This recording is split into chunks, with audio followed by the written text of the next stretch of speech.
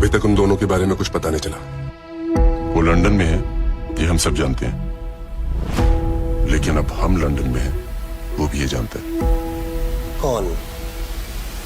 Tiger. Tiger और जोया को raw और आईएसआई की फाइल्स में गुमशुदा करार कर दिया गया।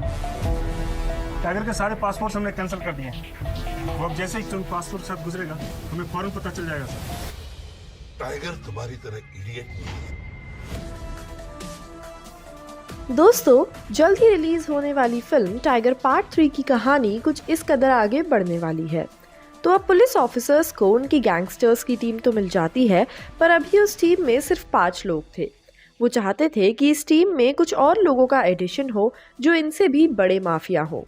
वो उन 5 गैंगस्टर्स से पूछते हैं कि आखिर कैसे वो बाकी लोगों को अपनी टीम में ला सकते हैं। तब वो गैंगस्टर्स बताते हैं कि वो 3 बड़े माफिया ऐसे आम लोगों पर वार नहीं करते। उनका काम चोरी चकारी से बहुत ऊपर है और अब वो सिर्फ स्मगलिंग का धंधा करते हैं, और वो भी फॉरेनर्स के साथ। अगर यहाँ वो किसी के साथ बुरा करते हैं तो सिर्फ तब जब कोई उनके साथ बहुत गलत करे। अब पुलिस वाले समझ गए कि इनका मिलना थोड़ा सा मुश्किल है। उधर वहीं जो बड़ा गैंगस्टर था उसने पूरे शहर में तबाही मचा रखी थी। वो लोगों को किडनैप कर रहा था और पूरे शहर में हाहाकार मचा रखा था। और पुलिस अब ये भी समझ गई थी कि बाकी बड़े माफिया डॉन का मिलना इस बड़े गैंगस्टर को पकड़ने के लिए बहुत ज़रूरी है, और इसीलिए वो डिसाइड करते हैं कि वो खुद उनसे बात करने जाएंगे और आराम से सारा मामला समझाएंगे। अगले दिन 2 पुलिस ऑफिसर्स उनके बेसमेंट में जाते हैं और कहते हैं, हमें तुम्हारे डॉन से मिलना है, उनसे कुछ बात करनी है। सामने से जवाब आता है, ऐसे ही कोई भी उनसे नहीं मिल सकता, कौन हो तुम लोग? पुलिस ऑफिसर्स कहते हैं, भाई समझो, बहुत ज़रूरी काम है। लेकिन गेट कीपर्स उन्हें अंदर तक नहीं आने देते, जिसके बाद अंदर से आवाज़ आती है, अरे कौन है, आने दो। उनके लिए गेट खोला जाता है और पुलिस ऑफिसर्स अंदर जाते हैं।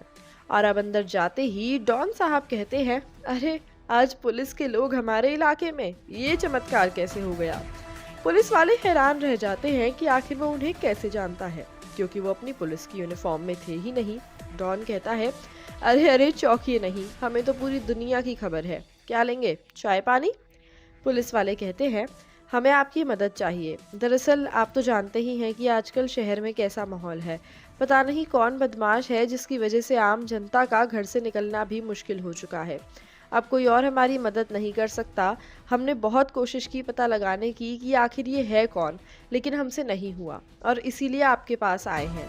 हमने बाकी 5 गैंगस्टर्स का भी एक ग्रुप बनाया है और चाहते हैं कि आप उन्हें लीड करें। तभी अंदर से एक लड़की डॉन के पास आती है और बैठकर सिगरेट पीने लगती है। ये देखकर पुलिस वाले चौंक जाते हैं। तब डॉन कहता है, अरे बातें इतनी हो गई, हम में से किसी की पहचान तो कराई नहीं। हमारा नाम है शेख अलबतर, सब हमें शेख डॉन के नाम से बुलाते हैं, और ये है हमारी मोहतरमा औरा।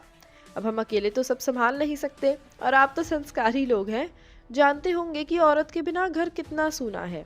बस इसीलिए इनके साथ रहते हैं और दोनों साथ में धंधा करते हैं, और अब इनकी इजाज़त हो तो हम आपका काम ले लें। औरा मान जाती है और कहती है कि वो लोग उनके साथ काम ज़रूर करेंगे, लेकिन जाते जाते औरा ये भी कहती है, ये मत समझना कि हम तुम्हारी मदद कर रहे हैं। पुलिस और हम हमेशा ही दुश्मन रहेंगे, लेकिन क्योंकि देश की जनता पर बात आई है इसीलिए हम तुम्हारी मदद कर रहे हैं, पर तुम और हम हमेशा दुश्मन रहेंगे। ऐसा सुनकर पुलिस वाले वहां से चले जाते हैं। फिर जब वो दूसरे डॉन साहब एल्बर्टो के पास जाते हैं तो वहां उसे अंदर नहीं बुलाया जाता, बल्कि बाहर से ही एक खत पकड़ा दिया जाता है जिस पर लिखा था, शेख डॉन से बात हो गई है, तुम टेंशन मत लो, हम तुम्हारे साथ हैं। अब पुलिस वाले बड़े कंफ्यूज थे, क्योंकि ये शेख डॉन अंतर्यामी जैसा लग रहा था। इसे कैसे पता कि वो लोग उनसे मिलने के बाद एल्बर्टो के पास ही जाएंगे? लेकिन फिर भी वो कुछ ज़्यादा सोचते नहीं और वापस अपने ऑफिस आ जाते हैं। अब अगले दिन वो लोग एक मीटिंग रखते हैं जहां सब गैंगस्टर्स होते हैं, जिसमें कुल 7 लोग हो गए थे, जिनमें लीडिंग मेंबर्स होते हैं एल्बर्टो, औरा और डॉन शेख, और बाकी सब लोग इनके अंडर काम करने वाले थे। अब पुलिस चाहती थी कि ये लोग भी आपस में एक बार बात कर लें ताकि ये अपने प्लान्स डिस्कस कर सके, और इसीलिए ये सातों एक साथ कहीं मिलने जाते हैं, जिसमें एल्बर्टो कहता है, हमें थोड़ा सतर्क रहना पड़ेगा, हो सकता है ये पुलिस वालों की कोई नई चाल हो, क्योंकि पुलिस और गैंगस्टर्स कभी दोस्त नहीं हो सकते। जब भी एक दूसरे के सामने आएंगे, दोनों में से एक को हारना ही होगा। जिसके बाद शुरू होता है उनका मिशन, जिसमें वो एक एक करके सब एनालाइज करते हैं कि जितने भी लोग रिपोर्ट लेकर आते हैं तो उनमें उनका कैसा रिएक्शन था। वो पता लगाते हैं कि लोग उस हादसे के बाद बहुत सहम जाते हैं, लेकिन ऐसे वाला सहमना नहीं जैसे उनका कुछ कीमती गुम गया हो, बल्कि ऐसा सहमना जैसे कि उन्होंने कोई भूत देख लिया हो। इसके बाद वो सब एक एक करके अलग अलग एरियाज में सब पर नजर रखने लगते हैं। उनके पास एक अजीब सा कपड़ा भी होता है जो बिल्कुल आसपास की सराउंडिंग्स के रंग जैसा होता है, और अगर किसी ने उसे अपने ऊपर रख लिया तो पता ही ना चले कि अंदर कौन है, क्योंकि वो बिल्कुल सराउंडिंग्स का हिस्सा बन जाते हैं।